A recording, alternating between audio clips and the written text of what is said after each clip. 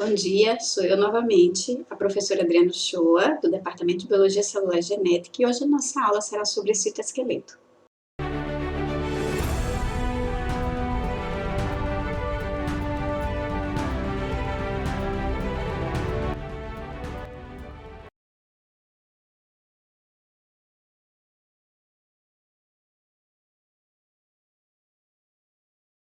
Então, essa doença, esse estudo de caso da revista da Escola de Enfermagem da USP, traz um relato quanto ao nascimento de uma criança, de um neonato, os cuidados de enfermagem para essa criança que nasceu com uma mutação com a doença genética epidemólise bulhosa simplex.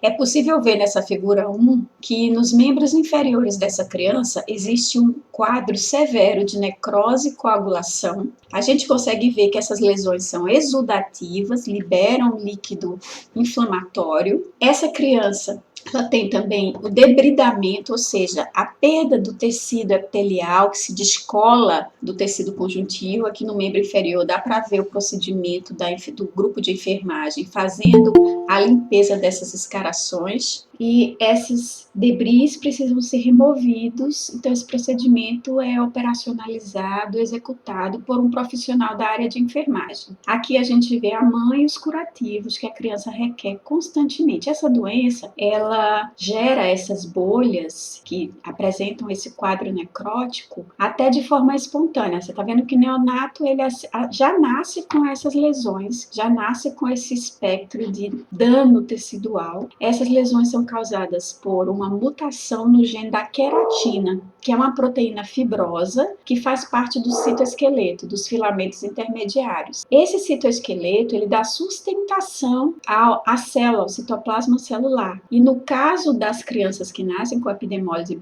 bulhosa simplex, elas têm uma má formação desses filamentos do citoesqueleto. Então, mais à frente na aula, a gente vai ver como é esse espectro dessa doença. Então, o que é o citoesqueleto? O roteiro da aula hoje é composto por esses itens. A gente vai trabalhar a composição e função do citoesqueleto, que é essa estrutura que preenche o citoplasma celular, da sustentação, forma, mobilidade ao citoplasma, da mobilidade à própria célula e mobilidade a um organismo formado por essas células. Então, o citoesqueleto tem várias funções: sustentar a forma da célula, suportar o volume celular e posicionar as organelas no interior da célula. Esse citoesqueleto, ele dá sustentação, ele auxilia na forma celular, ele faz parte da estrutura como se fosse uma estrutura, um esqueleto. Nosso esqueleto anatômico, ele não sustenta os nossos órgãos, ele não sustenta os nossos ossos, os nossos tecidos. Do mesmo modo, no interior celular existe um citoesqueleto que sustenta a membrana, que sustenta e posiciona as organelas. Do mesmo jeito que o nosso esqueleto anatômico posiciona os nossos órgãos, então a gente tem a caixa torácica posicionando nossos pulmões, posicionando o nosso coração. Do mesmo modo, o citoesqueleto posiciona as organelas celulares. A gente tem, por exemplo, o nosso esqueleto sustentando os nossos órgãos abdominais, sustentando os nossos membros inferiores e promovendo, inclusive, movimento, porque o movimento, o caminhar, o executar trabalho envolve o trabalho conjunto entre os músculos e os ossos. Então, do mesmo jeito, o citoesqueleto no interior da célula promove movimento também. Movimento das organelas, movimento da própria célula. Então, as principais funções do citoesqueleto envolvem forma, sustentação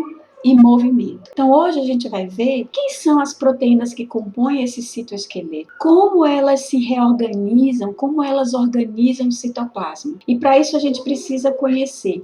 Começando, os componentes do citoesqueleto, como eu havia citado, são de 3 grupos. Os filamentos intermediários, que têm esse aspecto de cordas fibrosas, porque eles são formados de proteínas fibrosas. Dentre essas proteínas estão as queratinas, relacionadas ao caso da epidemólise bulhosa simplex, que a gente viu no neonato, na figura inicial da aula. Esses filamentos estão presentes aqui no citoesqueleto. A gente vê aqui em azul. Eles participam das conexões célula a célula, que a gente vê aqui. A gente chama essas conexões de desmossomos. Então, tem desmossomo aqui, desmossomo aqui. Imagine esse tecido todo, um tecido epitelial.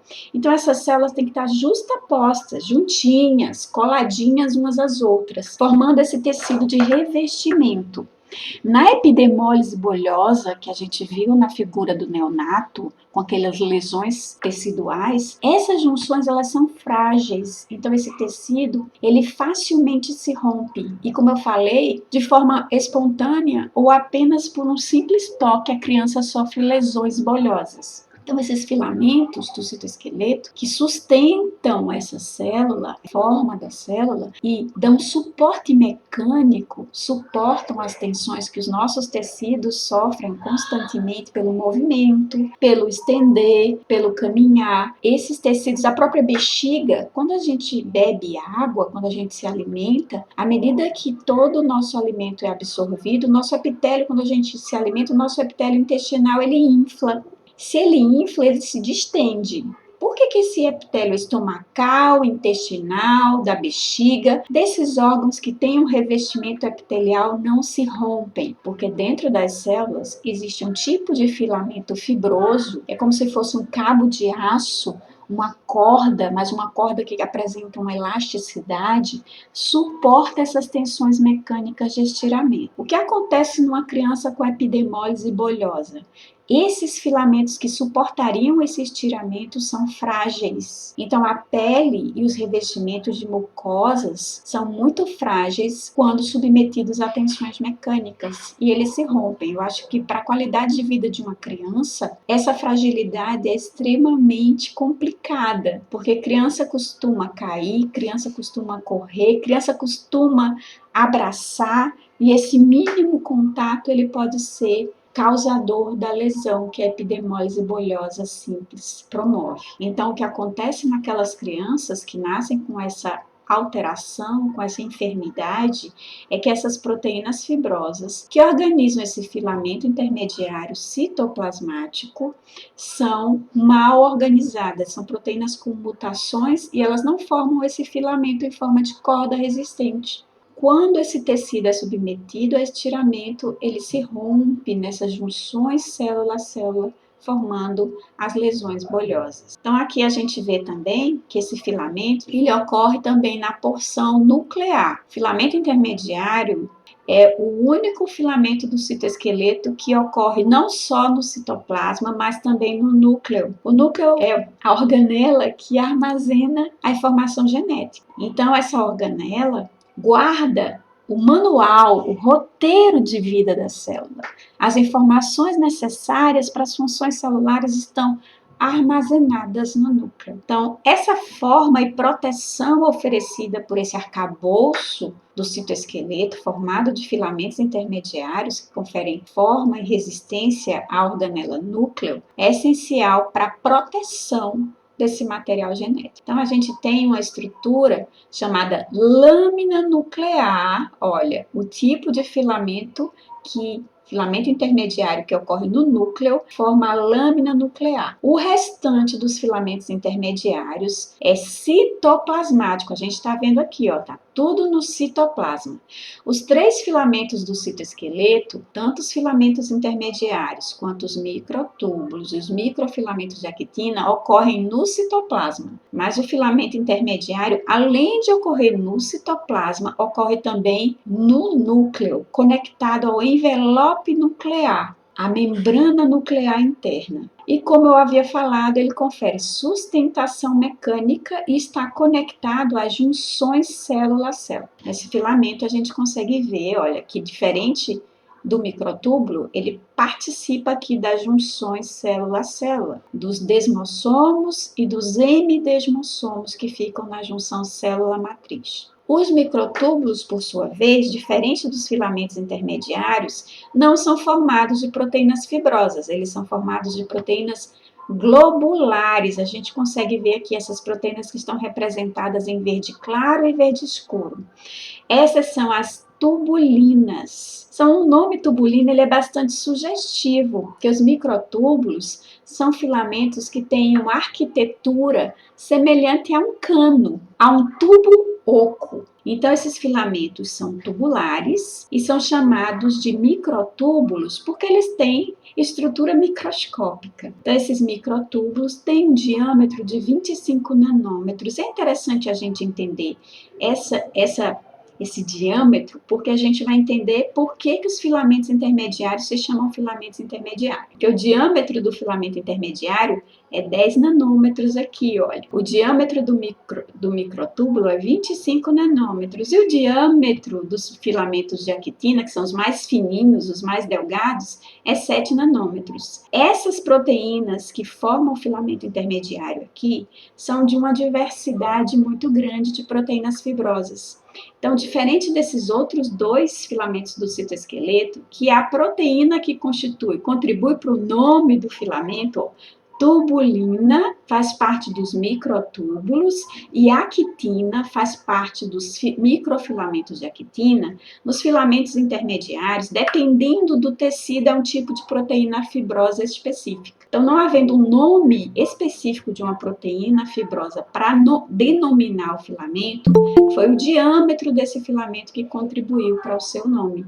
Ele é intermediário entre 25 e 7, 10 nanômetros, por isso o termo filamento intermediário. Esses microtúbulos, que têm essa arquitetura em forma tubular, eles são formados por essas proteínas globulares. Ela é um dímero de tubulinas. Essa verde claro é alfa-tubulina e a verde escura é beta-tubulina. A gente mais na frente vai entender como elas são organizadas para formar o microtúbulo. Ele se apresenta aqui no citoplasma com a distribuição radial, olha, do centro para a periferia, formando caminhos por onde vesículas, por onde organelas podem ser posicionadas. Uma mitocôndria pode ser deslocada para um local onde tem alta demanda de ATP com a ajuda desses trilhos, esses caminhos formados pelos microtúbulos. Então, eles apresentam um centro organizador, que é chamado de centrosomo, são citoplasmáticos, então eles não ocorrem a nível nuclear, como acontece com os filamentos intermediários, e eles promovem posicionamento das organelas e também movimento dessas organelas e de vesículas geradas nesse sistema de membranas intracelulares, que vocês vão ver nas próximas aulas. Além dos microtúbulos e dos filamentos intermediários, nós temos os microfilamentos de actina. Então, aqui a gente tem um filamento de actina. Cada bolinha dessa vermelhinha, que parece um colar de contas, é uma proteína globular da família das actinas. Por isso o nome microfilamento de actinas. E se vocês olharem, esses microfilamentos, eles estão aqui na periferia da célula. Então, os microfilamentos de actina, eles são filamentos que ficam mais nas bordas, em contato com a membrana. São filamentos que participam também da forma e da sustentação da célula, mas também promovem movimento. Então, eles são flexíveis e lineares. Eles ocorrem, como eu falei, no citoplasma, não existe filamento de actina, não foi descoberto nenhum no núcleo celular. Eles estão próximos à periferia da célula, ou seja, acoplados aqui, ó, interagindo com proteínas da membrana. E eles promovem, por exemplo, a contração muscular e a formação de pseudópodes. No caso dessas células aqui, vocês conseguem perceber que elas estão, que eu tenho esses conjuntos de filamentos na mesma célula. Então, imagine que esses três estão juntos. Essa célula epitelial, ela tem ao mesmo tempo filamentos de actina, microtúbulos, coloca aqui, e os filamentos intermediários todos nessa mesma célula. Aqui a imagem separa didaticamente os três. Mas essa célula epitelial, ela requer esses três filamentos do citoesqueleto, filamentos intermediários, microtúbulos e microfilamentos, para que ela tenha a sua forma e execute todas as suas funções. Se a gente lembrar, um epitélio, por exemplo, intestinal absortivo, ele precisa de projeções da membrana chamada microvílulos ou microvilosidades. Quem sustenta essas projeções, essas especializações da membrana, é o microfilamento de actina. Então, aqui a gente vê as microvilosidades sustentadas, porque essa membrana, se ela não tiver um arcabouço intracelular que sustente, ela colapsa, ela se junta. E para ela não se juntar, esse preenchimento e sustentação com os microfilamentos de actina são necessários, esses preenchimentos. Vamos conversar um pouco sobre as funções. Como eu havia falado, as principais funções desse citoesqueleto é dar suporte estrutural, posicionar organelas, promover movimento. E essas imagens, elas trazem um pouco dessa informação. Aqui a gente tem uma célula. Antes do processo de divisão, a gente consegue ver nitidamente aqui, ó, os microtúbulos em verde, que estão radialmente distribuídos a partir desse centro organizador, que é o centrossomo, para a periferia. Então, esses microtúbulos posicionam as organelas no interior da célula. Enquanto aqui em vermelho, representando o córtex conectado à membrana, a gente vê os microfilamentos de actina. Essas projeções aqui, elas lembram aqueles pseudópodos. Que tipo de célula, professora, promove a formação de pseudópodos? Um tipo de célula bem interessante do nosso organismo apresenta essas projeções semelhantes a pseudópodo. Os filamentos, microfilamentos de actina, eles são responsáveis pela formação desses pseudópodos. Que tipo de célula no nosso organismo apresenta pseudópodos? A gente tem células que têm um movimento ameboide. Esse movimento ameboide permite, por exemplo, que macrófagos, que células brancas do nosso sangue, células de defesa, consigam migrar para os tecidos onde ocorrem infecções por patógenos, onde células serão fagocitadas, onde patógenos serão fagocitados. E essa migração ocorre, ou seja, esse movimento de migração, de deslocamento de macrófagos, ocorre com auxílio dos pseudópodos, com projeções da membrana. Então, essas células migram graças aos filamentos de actina. Aqui embaixo, a gente vê a contribuição desses filamentos do citoesqueleto para a divisão celular. Os microtúbulos organizam os cromossomos quando eles compõem o fuso mitótico. Então, aqui a gente tem microtúbulos em verde compondo o fuso mitótico que separa aqui esses cromossomos em marrom. O DNA, após a duplicação na mitose e na meiose, ele precisa ser dividido para as duas células filhas. E como é que ele é dividido? Com a ajuda dessas estruturas chamadas microtúbulos que compõem o citoesqueleto. Então, eles separam os cromossomos e dão origem a duas células filhas. E a gente está vendo aqui em vermelho a gente tem os filamentos de actina, os microfilamentos de actina. A gente está vendo que a divisão celular só ocorre quando ocorre a cisão, chamada citocinese. A citocinese é promovida por um anel contrátil.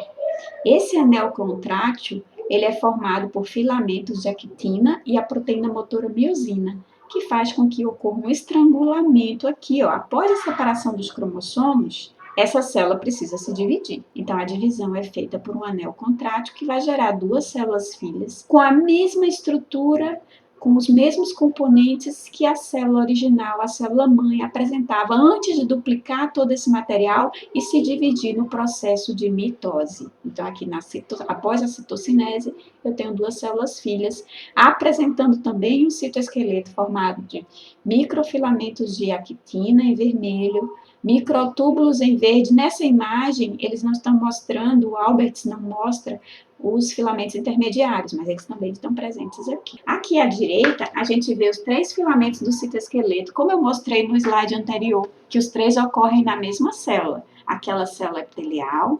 A gente tem aqui as junções celulares, a gente tem junções aderentes, a gente tem desmossomos, essas junções e hemidesmossomos. Essas junções conectam células entre si, ó, conexão célula a célula, e células com a matriz. A lâmina basal é a matriz extracelular. A gente observa aqui os microtúbulos em verde, os filamentos intermediários em azul e os microfilamentos de actina em vermelho. Eles estão fazendo no mínimo duas atividades aqui nessas células. A gente tem aqui, ó, a forma da célula. Essa célula é uma célula epitelial. Ela tem uma região apical e uma região basal. Então, essa célula está polarizada. Aqui eu tenho a luz do intestino, por exemplo. As microvilosidades estão aqui, ó, sendo sustentadas pelos filamentos de actina. Na luz do intestino, quando a gente se alimenta, o alimento é absorvido aqui por essa região apical. E ele vai entrar na célula, os nutrientes entram nas células, graças a proteínas na membrana dessa célula. E esses nutrientes que entram na célula vão ser entregues aqui para a matriz extracelular, Aqui tem os capilares, onde serão absorvidos esses nutrientes. Então, essa forma polarizada recebe aqui na luz, entrega aqui no tecido, na matriz, para o tecido conjuntivo e para os capilares, é garantido pelo citoesqueleto. Então, a forma de uma célula absortiva, por exemplo, e a forma de todas as células, tem uma grande contribuição do citoesqueleto. E se a gente olhar, tem aqui os microtúbulos, olhem só, eles servem para dar forma e para também servir como caminhos para que vesículas tragam os nutrientes. Então, essas vesículas, elas caminham ao longo desses trilhos de microtúbulos, garantindo esse movimento intracelular. A gente vai ver que o citoesqueleto contribui para formar os pseudópodos, que garantem um movimento celular, para formar a estrutura do sarcômero. As actinas formam o sarcômero, que é aquela estrutura do músculo esquelético. Então, os filamentos do citoesqueleto promovem movimento, tanto da célula como movimento dentro da célula, movimento intracelular. E aqui em azul, a gente tem os filamentos intermediários que estão conectados com os desmossomos. E são eles que garantem que esse tecido suporte as tensões de estiramento. Para a direita, para a esquerda, essas tensões de estiramento esticam a pele, esticam o tecido que reveste o intestino e impedem que esse tecido se rompa, porque elas fortalecem essas junções celulares. Estão vendo aqui as conexões de uma célula com a outra, como se a célula tivesse costurada uma na outra. O nutriente que a gente absorve aqui no intestino, ele não passa entre as células não, porque essas células estão fortemente unidas. Ele passa por dentro da célula. E isso é uma barreira de proteção, porque do mesmo jeito que nutrientes poderiam passar entre as células e não passam graças às junções celulares, nós teríamos também patógenos e material que poderia passar entre as células e danificar os tecidos e causar danos ao organismo como um todo. Isso não acontece porque existe essa barreira do epitélio absortivo causado pelas junções célula a célula, fortificadas pelos filamentos do citoesqueleto. Agora a gente vai começar a falar sobre os filamentos em detalhe. A gente vai começar pelos microfilamentos de actina. Então, como o nome mesmo já diz, ele é formado por uma proteína globular. Está aqui o microfilamento. Isso aqui é a microscopia eletrônica desse microfilamento. Esse microfilamento é delgado, ele é bem fino, e ele é formado por essas proteínazinhas globulares aqui. Cada uma dessas continhas é uma proteína actina, que a gente está mostrando ela aqui, ó. À esquerda, a gente tem a estrutura tridimensional dessa proteína, formada de alfa-hélices, que é a estrutura secundária em alfa-hélice, e formada também de folhas beta-preguiadas. E existe um centro que carrega ATP nessa proteína, nessa actina. Então, a gente estava falando dessa proteína que compõe o microfilamento, que é a actina, aqui marcadinho onde eu botar o cursorzinho. Essa proteína é representada por essa estrutura tridimensional aqui. Essa proteína tem um sítio que tem afinidade por ATP. Aquele ATP produzido lá na mitocôndria, ele é importante para a manutenção da estrutura do filamento. Então, a gente tendo ATP, o nosso filamento, o nosso microfilamento de actina, ele polimeriza, ele se junta formando, as actinas se agregam, formando esse filamento, que tem uma estrutura helicoidal, como se fosse um colarzinho de contas, onde as actinas se associam. Então, essas proteínas globulares, elas são o monômero desse polímero aqui, que é o microfilamento. Como eu falei, ele tem um sítio de ligação para o ATP, que a gente vê aqui. Ele tem uma dimensão aqui, ó, um diâmetro de 7 a 9 nanômetros, é o filamento mais delgado, mais fino. É esse polímero helicoidal que é formado por dois protofilamentos. A gente consegue ver aqui que tem esse associado com esse. Esses dois protofilamentos helicoidais, como se fosse uma hélice, vão garantir para a célula movimento e forma. Vocês lembram que eu falei dos microfilamentos, não é? Então, essa forma de sustentação das microvilosidades é garantida por esses microfilamentos. Então, a gente vai ver aqui algumas funções desse microfilamento de actina. Microvilosidades, reforçando o que eu acabo de falar. Então, a sustentação dessas projeções da membrana, principalmente em tecidos de revestimento absortivos, é garantida pelos microfilamentos de actina. Além disso, os microfilamentos de actina garantem que essa célula apresente uma forma, eu falei da polaridade, né? Ela tem uma região apical e uma região basal, graças à adesão desses microfilamentos com a membrana na parte cortical, na periferia da célula. Se a gente olhar aqui para baixo, olha, a gente vê como essa forma, isso aqui é a mesma célula, é um leucócito, a gente observa esse leucócito, ele em formas diferentes. Essas formas são adquiridas por um rearranjo desse filamento aqui, desse microfilamento do citoesqueleto, na superfície da célula, interagindo com o substrato onde essa célula está. Essa célula aqui é em cultura, mas os macrófagos nos nossos tecidos, eles interagem com a matriz extracelular, com os vasos sanguíneos, com o tecido onde há infecções, e ao interagir, como eles são células livres, eles se rearranjam os filamentos do citoesqueleto para que essas células migrem, para que essas células tenham adesão ao tecido onde elas se deslocam, onde elas migram. Então aqui a gente vê a formação dos filopódios e pseudópodos, permitindo que essas células migram. E aqui a gente vê a adesão. Então tudo isso está acontecendo, essas mudanças de forma, graças aos filamentos do citoesqueleto. Aqui a gente vê também esses filamentos de actina promovendo uma cinta de aderência. Lembra que a gente tinha aquelas junções aderentes na célula epitelial? No slide anterior, a gente via junções de aderência. E essas junções de aderência também conferiam resistência mecânica ao tecido. Essas junções de aderência também contribuem para que aquele tecido epitelial tenha elasticidade. Aqui a gente vê os filamentos de actina projetando, olha como a gente vê aqui, os filopódios, semelhante aos lamelipódios, semelhante aos pseudópodos, que são projeções da membrana que permitem a migração dessas células. A gente vê aqui, ó, essa migração celular, capacidade que a célula tem de se deslocar como semelhante ao movimento ameboide. Aqui a gente vê os lamelipódios, que são projeções mais amplas, e a gente vê essas fibras de tensão que podem ser vistas aqui, ó. Aqui é um fibroblasto.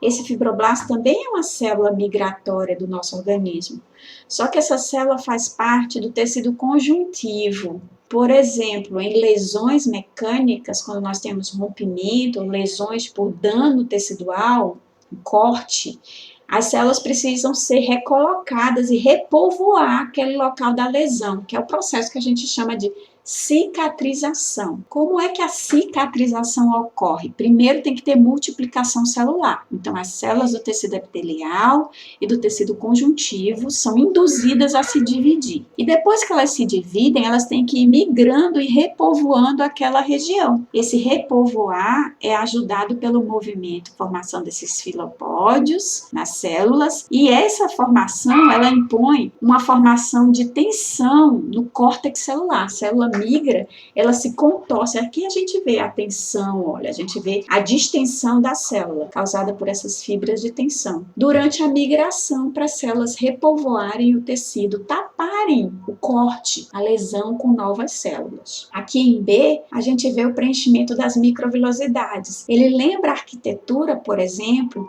de um prédio em construção. Um prédio em construção, a primeira parte que é montada é aquele aramaço, aquele conjunto de ferragens que sustentam a estrutura de alvenaria. Então aqui é como se a célula tivesse aquele conjunto de ferragens sustentando as microvilosidades. Aqui embaixo, a gente já vê como essa célula, por exemplo, formando pseudópodos, pode estar envolvida em fagocitose. Lembrem-se que os macrófagos, eles fagocitam patógenos. Como é que eles fagocitam patógeno? Eles engolem o patógeno. Uma alimentação, uma destruição realizada por uma célula fagocítica é chamada de fagocitose. E essa fagocitose fagocitose, que é a captura de material extracelular pela célula de defesa, é realizada com a ajuda dos filamentos de actina do citoesqueleto.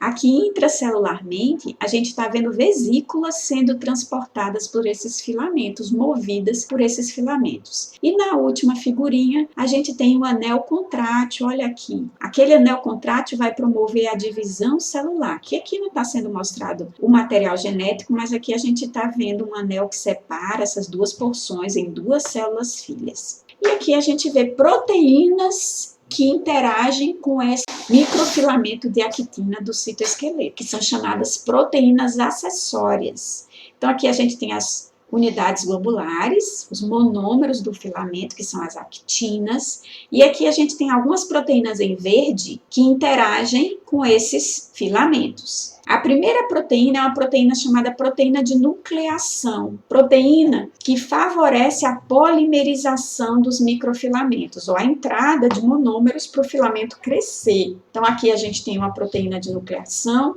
fazendo a conexão desse filamento com a membrana. Então a partir daqui, esse microfilamento ele pode se polimerizar e crescendo dentro da célula. E esse crescimento, gente, ele vai ser importante, por exemplo, nesse movimento aqui, ó, fibroblasto, ou macrófago, ou a ameba, uma célula que é móvel, ela tem que projetar a membrana. E para projetar a membrana, ela aumenta o tamanho do microfilamento. Como ele é associado com a membrana, à medida que ele cresce, a membrana se projeta e a célula migra. Então, essas proteínas de nucleação, nucleação quer dizer local onde cresce, local onde se forma. Então, essas proteínas de nucleação favorecem esse crescimento do microfilamento. Aqui, à direita, a gente tem as proteínas sequestradoras de monômero. O que é que uma proteína sequestradora de monômero vai promover? Ela vai impedir o crescimento do microfilamento. Ela é importante? Ela é importante em determinados momentos. A célula precisa reorganizar o citoesqueleto, reorganizar os microfilamentos, ela indisponibiliza, tira de disponibilidade as unidades de actina, impedindo que esse microfilamento cresça em determinada região. E isso vai fazer com que eu tenha disponibilidade posterior para polimerizar os microfilamentos em outro setor celular. Então, essas proteínas sequestradoras, elas auxiliam na reorganização do citoesqueleto. Aqui a gente tem proteínas enfardadoras, que formam esses feixes sobrepostos. Isso também é importante na arquitetura daquele filopódio e lamelipódio e também na arquitetura, por exemplo, das microvilosidades. Então, a gente viu que as microvilosidades têm aquele conjunto de filamentos que dão sustentação, aqui como a gente vê nessa imagem. Esse arranjo é auxiliado por essas proteínas que formam esses feixes de microfilamentos de actina. Essas proteínas aqui são proteínas acessórias que auxiliam nesse arranjo.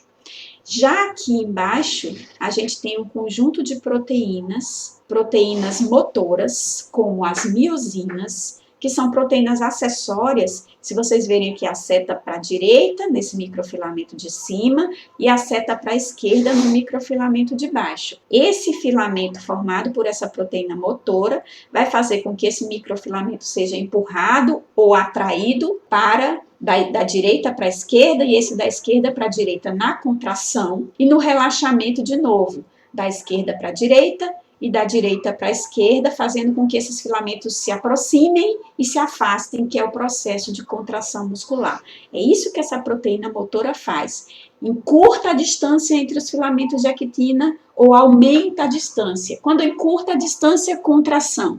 Quando aumenta a distância, relaxamento. A proteína motora, miosina, promove esse movimento. Aqui embaixo, a gente vê uma proteína de ligação lateral. Essa proteína de ligação lateral também está envolvida na contração muscular. O nome dessa proteína, do conjunto dessas proteínas, são troponinas e tropomiosinas. Elas impedem a interação dos filamentos de actina com as miosinas. E isso promove o relaxamento. Quando não há interação entre miosina e actina, não há o encurtamento da distância dos microfilamentos de actina, consequentemente não há contração.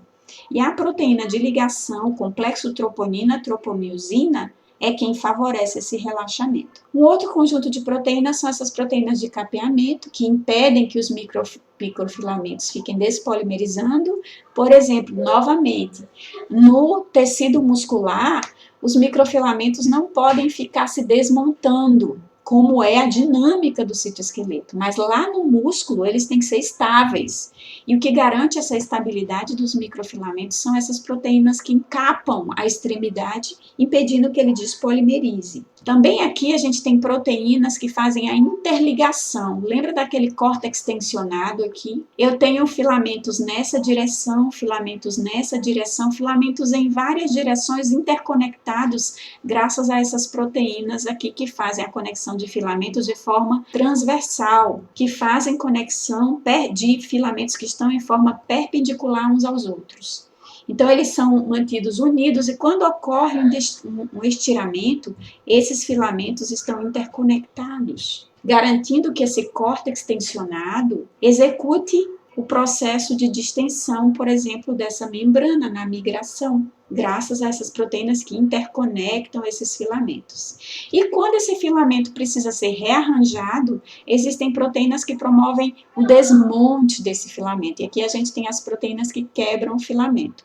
Eu vou disponibilizar um vídeo que auxilia vocês a observarem esse desmembramento, a polimerização, que é o crescimento, e a despolimerização, que é quando eu desmonto o microfilamento e disponibilizo unidades de tubulina para que novos filamentos sejam rearranjados. Vocês têm que observar que aqui a gente tem, olha, distensão, significa que os filamentos estão projetados nessa direção, mas para que ele se desloque, a gente precisa, se a gente perceber aqui, essa mesma célula encolheu em algumas regiões. Isso aconteceu porque alguns microfilamentos foram desmontados aqui e polimerizados para aumentar essa distensão aqui. Então, isso é o rearranjo. É isso que essas proteínas que sequestram, essas proteínas que quebram, essas proteínas que conectam, auxiliam.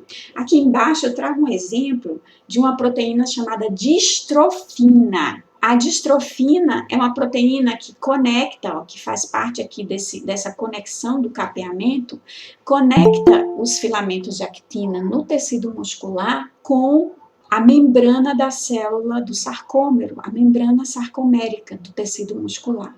E ao conectar, conecta com a matriz extracelular, promovendo a estrutura necessária para a contração muscular.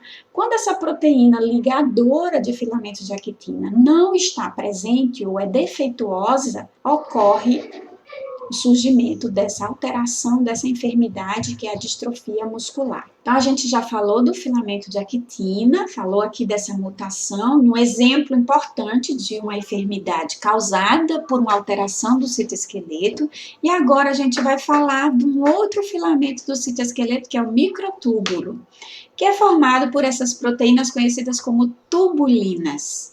Um nome bem sugestivo. Então, novamente, a gente vai olhar para a estrutura do filamento, e aqui estão as tubulinas, olha. Alfa e beta tubulina é um heterodímero, porque é alfa e beta. Os heterodímeros de tubulina vão se associando, formando um protofilamento, que a gente está vendo aqui, ó. Esse protofilamento, ele vai compor o microtúbulo.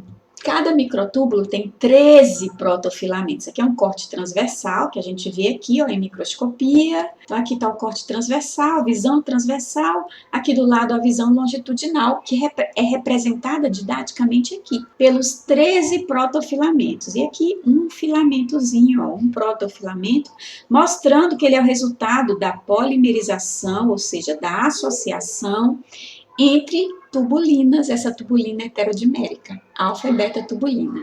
E tem um detalhe importante que eu não falei no filamento de actina, mas é importante a gente lembrar, e eu vou mostrar aqui no filamento de actina, que o filamento ele tem uma polarização, olha, ele tem uma extremidade mais, voltando aqui para o filamento de actina, e uma extremidade menos. O que quer dizer isso? Extremidade mais significa onde mais actinas vão sendo adicionadas, acrescentadas. O que é que esse acrescentar gera crescimento do filamento. Lembra que aquela membrana se projeta na formação do pseudópodo, na célula que vai fagocitar? Ela se projeta porque ela está sendo empurrada pelo crescimento dos filamentos de actina, com a ajuda daquelas proteínas nucleadoras, aquelas proteínas acessórias. Então, esse filamento cresce na extremidade mais. A mesma coisa é válido para os microtúbulos. Ele tem uma extremidade mais e uma extremidade menos. Isso quer dizer que eu adiciono tubulinas na extremidade mais. Adiciono esse heterodímero na extremidade mais. E aí a gente vai olhar de perto esse heterodímero. Pega esse heterodímero alfa e beta tubulina e olha de perto. Aqui está a porção beta e aqui está a porção alfa. As tubulinas também usam nucleotídeo rico em energia, nucleotídeo trifosfatado. Só que no lugar de ATP, as tubulinas usam GTP, guanosina trifosfato. Gente, guanosina trifosfato é produzido a partir de adenosina trifosfato, a partir do ATP. Então, a mitocôndria produz o ATP e a célula converte o ATP em GTP. Então, o GTP é um nucleotídeo trifosfatado que é produzido também a partir da energia retirada das moléculas orgânicas dos nutrientes. Então, esse GTP, essa molécula trifosfatada rica em energia, é essencial para que essas tubulinas, que têm, domínios, sítios de ligação em GTP, possa ficar numa conformação tridimensional que permite que elas sejam adicionadas à extremidade mais de crescimento dos microtúbulos. Então, esses microtúbulos têm um diâmetro em torno de 25 nanômetros. Então, essa aqui, a espessura desse microtúbulo é em torno de 25 nanômetros. Eles são esses polímeros tubulares cilíndricos, que tem, como eu falei, 13, se vocês contarem aqui, cada uma dessas bolinhas aqui, que representa esse corte aqui,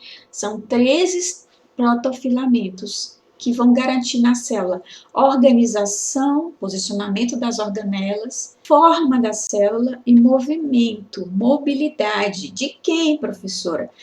De organelas como a mitocôndria, por exemplo, que pode ser mobilizada de um lugar da célula para outro, que está demandando mais ATP, mais energia. De organização e movimento de vesículas, a célula transporta coisas empacotadas em membranas. Essas vesículas transportam material. Esse material é transportado pelos trilhos dos microtúbulos. É como se a gente tivesse um metrô dentro da célula. Então, aqui só para a gente ter uma ideia do panorama das funções dos microtúbulos. Aqui a gente tem função estrutural, novamente igual ao microfilamento, da forma da célula, e função de mobilidade, movimento. Então, aqui é uma microscopia de contraste de fase, 2 microscopias de contraste de fase. Na verdade, aqui parece ser fluorescência. Fluorescência só que sem colorir, tá? Foi publicado em preto e branco. Então, aqui a gente tem, representando essa região, corresponde ao núcleo. Essa região aqui, que parece uns fios, corresponde aos microtúbulos. Então, essa aqui é a representação esquemática dessa célula. Então, esses microtúbulos aqui, eles vão do centro para a periferia desse centrosomo, que é onde eles são montados, a partir dos centríolos. Eles são polimerizados, adicionando tubulinas e crescendo para a periferia da célula. E aí eles servem de trilhos, como se fossem linhas de metrô.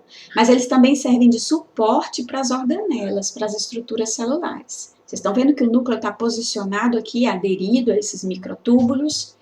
Então, aqui a gente vê a representação dessa célula. Essa célula não está em divisão. Mas quando a gente olha aqui para baixo, a gente vê o fuso mitótico. Olha aqui, o polo da esquerda e o polo da direita do fuso mitótico, representado nessa figura aqui, D. Então, B corresponde a essa figura D aqui. E a gente consegue ver aqui duplicação dos centríolos, formando o fuso mitótico. Aqui em azul a gente vê os cromossomos sendo organizados. No momento, por exemplo, da mitose, que se chama metáfase. Os cromossomos estão no equador, no centro da célula, graças aos microtúbulos. E eles vão ser movidos para os polos na divisão celular, porque esses microtúbulos vão arrastar os cromossomos para os polos opostos para formar duas novas células filhas, na anáfase da mitose. Esse evento tão belo que é a divisão celular e que contribui, que os microtúbulos contribuem para que ocorra. A gente olha quem é uma célula nervosa. Eu sei que é um neurônio porque ele tem um axônio aqui. E quem faz o transporte das moléculas que o neurônio sinaliza às outras células com impulso nervoso, para que elas executem uma determinada função, por exemplo, um músculo. As moléculas que são secretadas pelos neurônios são chamadas neurotransmissores. Como é que essas moléculas elas saem do corpo celular até a extremidade onde tem a sinapse, a extremidade do axônio? Elas são levadas pelos trilhos dos microtúbulos. Esses trilhos formados pelos microtúbulos servem de caminhos para as vesículas com neurotransmissores que serão secretados aqui nas extremidades dos axônios. Então, aqui embaixo, a gente tem uma estrutura de um cílio. Então, os microtúbulos fazem parte dos cílios e dos flagelos. São duas estruturas de mobilidade, de movimento. Cílios ocorrem aonde? Não são os cíliozinhos do olho, não, tá? São brincadeira. São os cílios que ocorrem, por exemplo, na tuba uterina.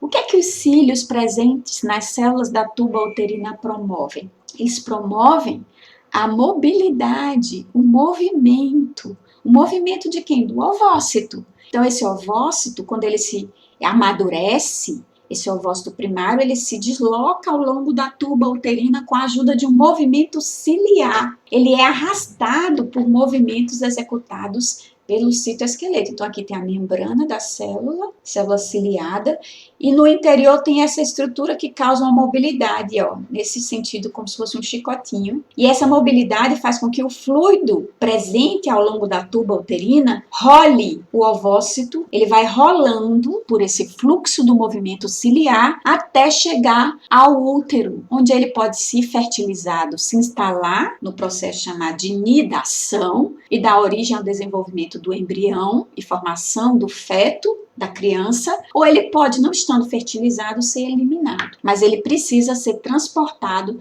até o útero. O que pode acontecer se essa estrutura ciliar não existir ou não funcionar? Aquele ovócito fertilizado, ele pode ficar preso, retido na tuba uterina. E se ele estiver fertilizado, a gente conhece esse fenômeno como gravidez ectópica, fora do útero, que acontece dentro da tuba uterina. Essa gravidez, ela não vai a termo. Então, essa paciente que tem uma ausência do funcionamento ciliar, ela tem dificuldade para a gravidez, que são formados de proteínas chamadas laminas. Eu falei que no núcleo eu tinha filamentos intermediários, e está aqui a proteína que forma. E como eu falei, são formados por esses tetrâmeros que juntos em 8 conjuntos de tetrâmeros formam o protofilamento. Eles garantem essa resistência mecânica e eles têm um diâmetro que é intermediário entre os filamentos, o microfilamento de actina e os microtúbulos. Por isso o termo filamento intermediário, porque não tem como denominar esses filamentos por uma dessas proteínas, porque é uma diversidade muito grande de proteínas fibrosas. Então, o termo filamento intermediário foi uma denominação que generaliza esses filamentos. E aqui a gente mostra como eles atuam. Aqui é um tecido epitelial, sujeito à tensão mecânica de estiramento. E aqui a gente vê o estiramento vai acontecer para a esquerda e para a direita. E a gente distendendo essa camada de células que são juntas aqui por junções celulares, que a gente percebe aqui, e junções com a matriz extracelular, que é a lâmina basal. Isso aqui é um tecido epitelial. Quando promove-se o estiramento aqui, estiramento mecânico, graças aos filamentos intermediários conectados às junções celulares, essas células conseguem se distender, mas permanecer intactas e unidas, justapostas. Então, aquele tecido de revestimento consegue promover o papel dele, que é revestir e proteger os outros tecidos. Porém, quando esses filamentos intermediários são mal formados, Quando essa célula, olha só como eles estão mal formados aqui. No livro de vocês, a figura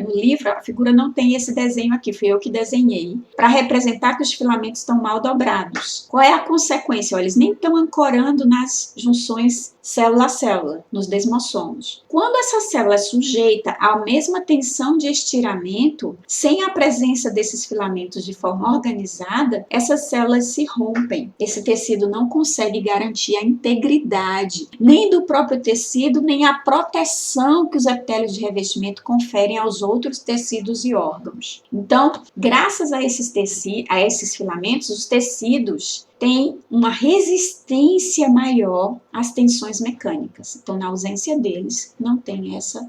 Se essas proteínas forem alteradas, tiverem modificações, e aí eu vou usar a canetinha para desenhar. Então, aqui, imagina que esse filamento ele é formado de aminoácidos, não é uma proteína? Essa proteína aqui, esse monômero é uma proteína formada de aminoácidos. Se eu trocar algum aminoácido ao longo desse filamento, eu posso adquirir uma forma diferente, como essa. Troquei um aminoácido, a forma da proteína que vai compor o filamento se altera. Essa forma, ela é muito diferente da forma linearizada da proteína fibrosa que forma o filamento. Essa forma ela é impeditiva para a formação desse dímero e também é impeditiva para a formação desse tetrâmero. Consequentemente, ela não organiza a associação de 8 tetrâmeros que formam essa corda, que é o filamento intermediário que dá sustentação mecânica. Então, esse arranjo, essa mutação que troca aminoácidos ao longo da proteína que vai formar o filamento, vai impedir que esse filamento se organize. E aí, esse filamento não sendo bem organizado, nós temos a consequência das alterações celulares que geram, por exemplo, a epidemólise bolhosa simples, que eu mostrei no começo da aula, no artigo da Revista Brasileira de Enfermagem. Então, aqui a gente tem a importância desses filamentos para os tecidos de revestimento. Aqui a gente tem mostrando em azul, que são células epiteliais, um tecido epitelial. A gente tem aqui mostrando em vermelho, que seria as membranas das células, ou seja, o limite entre as células. E em azul, são os filamentos intermediários. A gente percebe que eles vão até o limite, até as junções celulares. Se esses filamentos não são bem formados, essas junções são frágeis. E aqui a gente tem um tecido normal, onde esses filamentos são bem formados. E aqui é bom a gente realçar que esse corte é um corte transversal, onde a gente tem 3 camadas. Nessa primeira camada são as células queratinizadas mortas, são as células que estão na primeira camada, que protegem as camadas de células epiteliais vivas que estão aqui abaixo. Então, essas células estão unidas por junções celulares e pelos filamentos intermediários dentro do citoplasma. Então, no tecido normal, a gente tem esse aspecto. No paciente que tem essa mutação no gene da queratina, do filamento intermediário, esse arranjo não é igual ao que a gente vê na figura A. Ele é como na figura B e na figura C. Qualquer mínima tensão, a modificação causada por essa mutação no gene da queratina, que vai codificar uma proteína truncada, defeituosa, com ausência, por exemplo, dos domínios N-terminal, da extremidade N-terminal e na extremidade C-terminal, que a gente olha aqui, ó, a gente vê que essa extremidade N-terminal e essa extremidade C-terminal vão ser essenciais para esse arranjo antiparalelo aqui, ó. C-terminal fica próximo ao N-terminal do outro dímero e aqui também. Então, esse arranjo aqui não vai acontecer porque tem uma mutação nos genes das queratinas. Então, essas proteínas defeituosas, elas vão se associar de forma anormal, o que vai causar uma disrupção, uma alteração na forma dos filamentos intermediários, que resulta na formação dessas bolhas. E entre essas bolhas se acumula o líquido intersticial aqui, ó, causando as inflamações e todos aqueles danos que a gente observa na epidemólise bolhosa apresentada nesse relato de caso. Aqui nesse epitélio dessa criança, as células têm os filamentos intermediários defeituosos. Por isso que elas se formam essas bolhas, essas lesões exudativas, que geram também essa necrose, coagulação e todos esses danos observados no artigo. Então, o mínimo toque que essa criança sofre, ela tem uma lesão na pele. Aqui essa imagem, esse corte foi feito no tecido de um animal experimental para mostrar o mesmo processo que acontece na formação das bolhas observadas naquele slide. Além disso, os filamentos intermediários, eles são, como eu falei, específicos de cada tecido. Então, aqui a gente tem filamentos intermediários de queratina. Eles são presentes nos tecidos de revestimento, então os tecidos epiteliais, os filamentos intermediários são formados pela proteína fibrosa queratina. Já nos tecidos conjuntivos, muscular e neuroglia, tecidos derivados do mesoderma, as proteínas fibrosas são de outra família, são das famílias das vimentinas, como por exemplo as desminas. E dentro do tecido nervoso, a gente tem um tipo de filamento especial que é chamado de neurofilamento. E no núcleo, a gente tem um tipo de proteína que são as laminas, que formam aquele arcabouço interno do núcleo, próximo ao envelope nuclear, que é chamado de lâmina nuclear. A gente sabe que esses filamentos compostos de proteínas diferentes podem contribuir, por exemplo, para o diagnóstico de tumores malignos. Se um tumor é detectado no tecido muscular, crescimento de células ou multiplicação de células no tecido muscular ou no tecido hepático, se for benigno, as células serão do mesmo tipo. Serão células hepáticas que foram reativadas à divisão celular e se multiplicaram naquele tecido formando um tumor benigno, uma massa celular. Porém, se forem detectados filamentos intermediários de queratina, a suspeita seria que esse tumor seria de ordem maligna, seria um câncer. Por quê? Queratina não é filamento intermediário de célula hepática. Então, se existe filamento de queratina na biópsia, no tumor retirado do fígado, no tumor hepático, a presença de queratina sugere que o tumor primário, que dele derivaram metástases, ocorreu primariamente no tecido epitelial de revestimento. E essas células se instalaram no tecido hepático, onde ocorreu a divisão celular dessas células metastásicas. Esses filamentos intermediários mantêm as células unidas. Então, a célula, para metastatizar, para migrar de um tecido para o outro, ela desmonta essas junções célula a célula, elas ficam menos aderentes. Então, essa adesão diminuída também tem a ver com os filamentos intermediários. Então, aqui mostrando os filamentos intermediários no núcleo, a gente tem aqui o envelope nuclear, que a gente tem a lâmina nuclear, a cromatina, o DNA. Se a gente observar aqui, isso é uma ampliação desse setorzinho aqui do núcleo, mostrando por onde tem o trânsito entre o núcleo e o citoplasma, que são os poros nucleares, e logo abaixo da membrana, aqui muito próximo dos poros, a gente tem essa trama aqui, que é a lâmina nuclear, que é formada por essas proteínas de filamentos intermediários que reforçam o núcleo, que reforçam o envelope nuclear, que dão sustentação e protegem esse DNA, essa cromatina, que é o DNA associado com proteínas. Então, no núcleo, nós temos filamentos intermediários próximos à membrana nuclear, dando forma a essa organela que guarda o manual da célula. Então, aqui a gente termina a parte de citoesqueleto, onde a gente explica a estrutura e a importância do citoesqueleto para as células. Nós vamos para a parte 2 de citoesqueleto no vídeo, onde nós vamos tratar da dinâmica dessa estrutura intracelular. Parte 2 de citoesqueleto disponível para que vocês consultem e assistam à aula. Bom estudo!